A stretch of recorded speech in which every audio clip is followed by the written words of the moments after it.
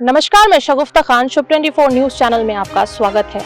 आज हम आपको एक ऐसी शख्सियत से मिलवाने वाले हैं जो किसी परिचय के मोहताज नहीं है, जो बीबीसी न्यूज चैनल में राजस्थान में हेड रह चुके हैं। उनका नाम है नारायण बारेठ जी। आज हम आपकी उनसे मुलाकात करवाने वाले हैं। नारायण बारेठ जी, पहला सवाल हम आपसे ये करना चाह रहे हैं कि राजस्थान में जो विधानसभा चुनाव आने वाले हैं उसके बारे में आप क्या कहना चाहेंगे?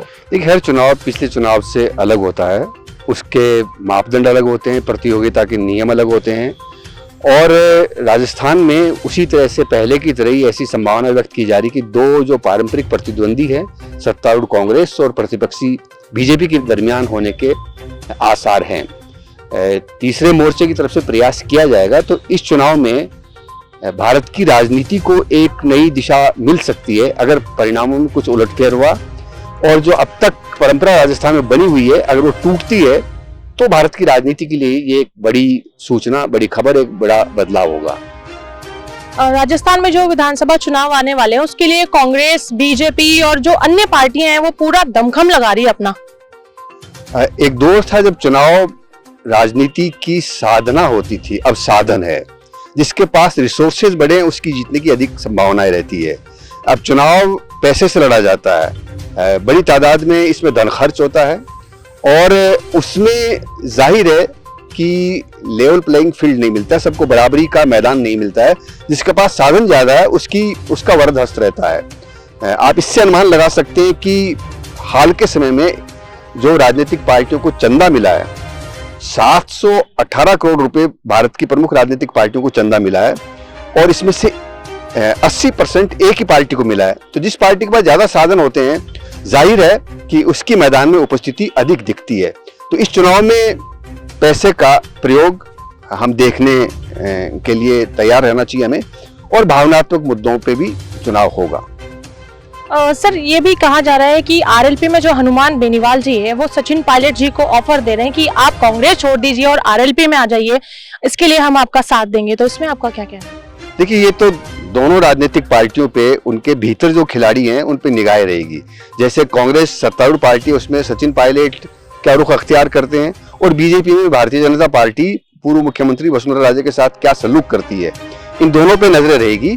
हनुमान बेनीवाल जी ने उनको प्रस्ताव दिया है, वो कितना तैयार होंगे, और वो तैयार हो भी जाएंगे तो राजनीति के यथार्थ के धरातल पे वो कितना कामयाब होगा ये कहना अभी मुश्किल है। क्योंकि हनुमान बेनीवाल साहब का जो प्रभाव है वो एक पॉकेट में है, एक अंचल विशेष में है। वो उनको उम्मीद है कि शायद सचिन पायलट उनके साथ मिल जाए तो पूरी राजस्थान से उनको राजनीतिक लाभार्थ में मदद मिलेगी। पर अभी राजनीति में कई सारियां हैं, ये संभावनाएं हैं, ये कितना वाकई होती है ये कहना अभी मुश्किल है। सर, एक अंतिम सवाल आपसे कि जो विधानसभा के चुनाव आ रहे हैं उसके बाद जो राजस्थान की तस्वीर होगी देखने को मिलेगी वो कैसी होगी? इस चुनाव से भारत की राजनीति के भाग्य में एक नई इबारत लिखी जाएगी। राजस्थान में अब तक परंपरा रही है कि एक बार वो और एक बार ये। इस बार कांग्रेस ने इसको तोड़ने का यत्न किया है, क्योंकि मैं 3 चुनाव देख चुका हूं हाल के समय में। इन तीनों चुनाव में कांग्रेस के पक्ष में ऐसा माहौल पहले कभी नहीं था। कोई एंटी इनकम्बेंसी सतह पे दिखाई नहीं देती है। सामने भारतीय जनता पार्टी है, वो उतनी संगठित नहीं है, उनके जो मतभेद हैं उसको पाटने का प्रयास किया गया, इसके बावजूद दिख रहा है।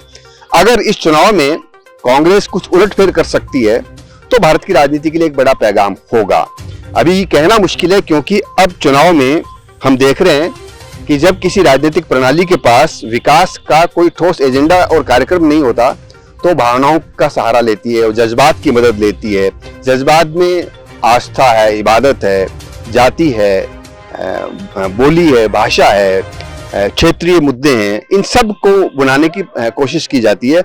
अब चुनाव जो कार्यक्रम है या विकास के बिंदु हैं उन पे नहीं होकर भावनाओं के आधार पे होते हैं। आवाम को उस प्रवाह में प्रवाहित करने की चेष्टा की जाती है कि वो बुनियादी मुद्दों को भूल जाए, रोटी कपड़ा मकान या इस तरह के मुद्दों को। तो इस चुनाव में ये भी परीक्षा होगी कि जो ओल्ड पेंशन स्कीम है वो कितनी ठहर पाती है, या राजस्थान में मुख्यमंत्री ने जो राइट टू हेल्थ दिया है उसका कितना प्रभाव पड़ता है, चिरंजीवी योजना है उसकी वो कितनी फसल काट पाते हैं। कांग्रेस के पास पक्ष में ये सब चीजें होने के बावजूद भी उनके पास बीजेपी जैसा संगठन नहीं है, उनका अभाव है। बीजेपी की ताकत ये है कि उनके पास में एक नरेंद्र मोदी जैसा चेहरा है और उनके पास धरातल पे संगठन है, उनके पास एक सांस्कृतिक संगठन भी जिसकी राजनीति में दिलचस्पी रहती है वो भी साथ में है। तो ये चुनाव उत्तर भारत और भारत की राजनीति में एक पैगाम, एक मैसेज लेके आएंगे, इस पे सबकी निगाहें लगी हुई है। तो ये थे आज हमारे खास मेहमान। ऐसी ही शख्सियत से हम आपके दोबारा मुलाकात करवाएंगे। कैमरामैन राजकुमार सैनी के साथ शगुफ्ता खान, नमस्कार।